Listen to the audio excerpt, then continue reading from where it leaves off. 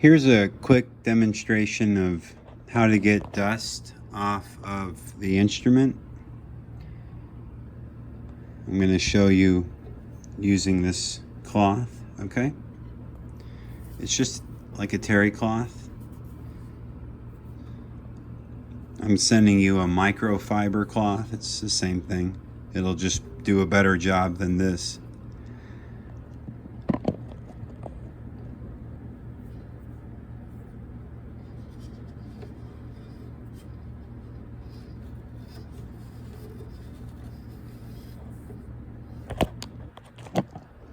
So you see, just very carefully thread the cloth underneath the strings, and we're going to gently just move this up and down and try to get this dust off of here.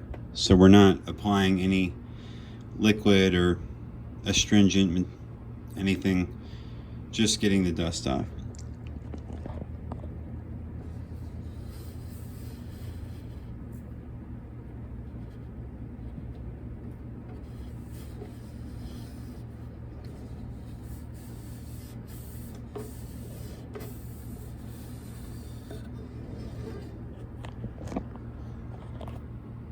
Okay, so this dust came off really well, and this dust did not come off very well. So I'm gonna have to use a different instrument. Sometimes I use a Q-tip, to get in there. As far as the body of the instrument goes, you can just wipe it down. Don't ever use anything. Okay, nothing like, I've seen people use, what the heck is that? It's like pine sol, okay? No, never put anything on this. The wood will saturate with the oil and it won't sound right. Just listen. Even as I move my hands here, there's resonance.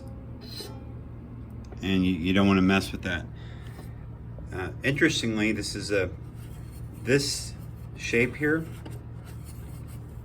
Okay, it's the same shape as the symbol for an integral in mathematics. All right, so what else can I show you here? This instrument has been in storage for a while, and you can see this string here. It looks like different, right, from the others. It looks like it's gonna break, actually, especially right where it crosses the bridge. And there's that cork bridge that I was talking about.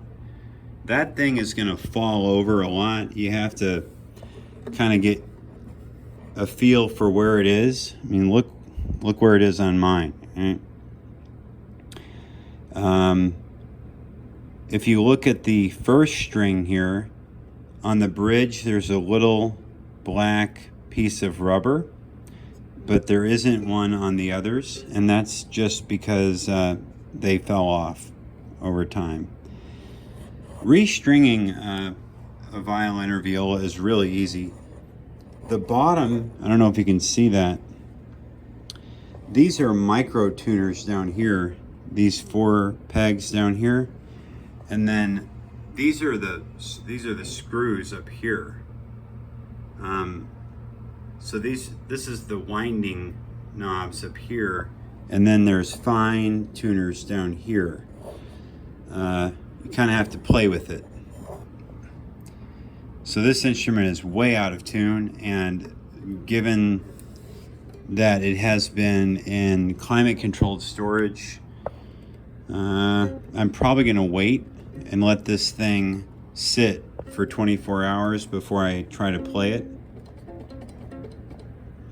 because I don't want to snap the strings, because I don't actually have a set of strings on me, and I don't know where to get them in Palestine. Dust on the instrument isn't really going to interfere with playing too much. It's more about the strings, and and especially this string, you can see has really gathered some tarnish. Okay, this will happen if the instrument is exposed to moisture, and it always happens the most on guitars and on violins and violas to this string, because this one's coated in the most metal. Okay, it might even be wound in copper, which would really make it tarnish, just like a penny, right? Would turn green and stuff. So I'm concerned about really tuning that too much, because I think it's going to snap right on the bridge. But let's look at the chin guard here. So this is what I mean when I say it's really easy to move this thing. That's all this thing is. This piece of mahogany or cherry wood. Okay, that can be popped off, no problem. What you don't want to do is pop off this black triangular thing. But popping this guy off is easy. I think there's a tool to do it, but usually I just rip it off. Okay. It's not glued down. It's just being held in place. That should be pretty obvious, right? I'll make a different video of how to move this thing, but for me, right, so I would put this like this, and it would be kind of pointing off to the left.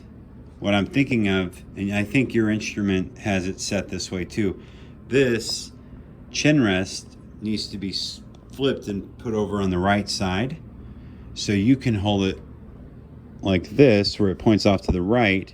You use your right hand, sorry, hang on a sec. You would use your right hand, okay, to manipulate the strings, and your left hand would be holding the bow, which would cross right here between the fretboard and the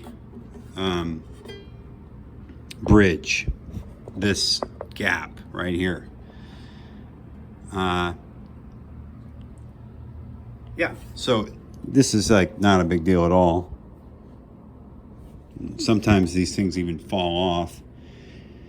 What else? Let me see if I can fit one more thing in this video. Hang on a sec.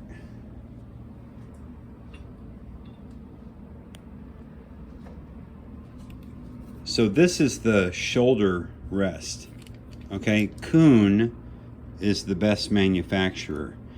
I think yours is coming with one, but if it's not a Kuhn, I'll send you a Kuhn. It's adjustable. Okay, you can get it just how you want it. You can adjust not only the width of it, you can see, but you can just by twisting this part, you can adjust the height of it. All right, so it's really adjustable. This is a full size for a viola. Okay, so yours would be smaller, and yeah. See, it even says viola, if you can see that. Collapsible shoulder rest, 5/4 size. So you remember a full-size viola is 4/4 size. Since I was bigger, I got one that was 5/4 size. You would definitely be on a 4/4 or a 3/4. I'm going to get you a 4/4, because a 4/4 can be downsized to a 3/4. It can go up and down 1/4, if that makes sense. Any shoulder rest that's from Kuhn anyway.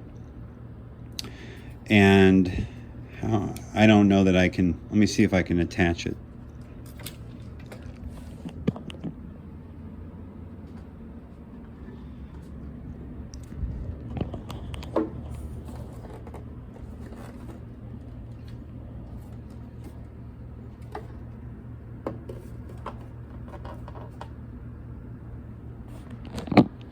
Okay, so before I can attach it, I've got to screw it in. So hold on.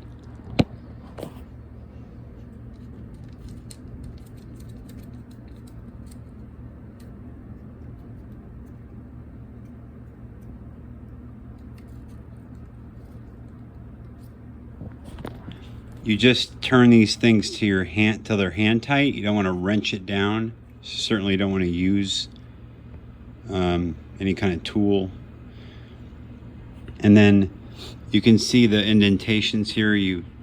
It's kind of self-explanatory where you want this thing to go. You might put it on wrong and it'll feel wrong. Okay, it'll be pressing. It won't feel natural. You just flip it around. Okay, I might even put it on wrong. Let's see.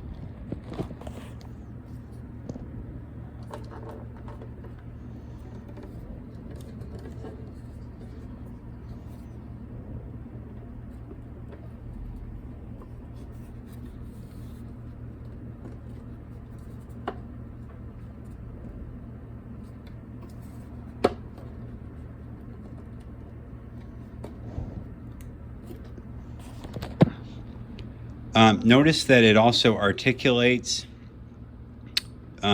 backwards and forwards like this, and that's going to move with your body as you move while you play the instrument. Unlike a guitar, I mean, I guess you could put a strap on a guitar and walk around, but typically you'll be seated with a guitar, and yes, you're often seated with a violin and a viola, but there's no reason why you couldn't be running around with this instrument. There's nothing, and this Coon shoulder rest will move with how you're holding the instrument. It's designed to do that.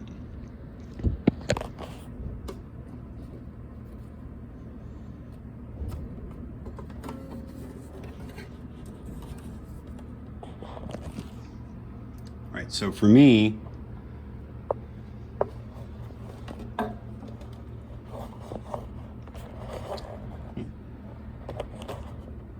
I'm not actually just right then I wasn't actually holding the instrument with my hands. Okay, so I'm not holding the instrument with my hands right now because I'm holding the phone with my right hand and here's my left hand. Yeah. And the viola is heavier than a violin, so you'll definitely be able to hold the violin without your hands. Okay, and that's useful when you have to like flip the page. You're going to have this stand in front of you. The stand has an adjustable height, and then it can articulate like this. The black Manhasset stand that everybody uses. It's got a heavy bottom so it won't fall over. You don't want to buy the cheap ones. You want to buy the one I'm going to send you because it'll last a lifetime. The other ones are going to break. They're like tripods. Okay, so yeah, since I'm not going to play the instrument right now because first I'd have to tune it. I mean, just listen. Yeah, you don't have to be a musician to know that that sounds wrong. So when I tune it, I'll videotape that, and I'll find a way to anchor this camera somewhere so I can show you how to do it. All right.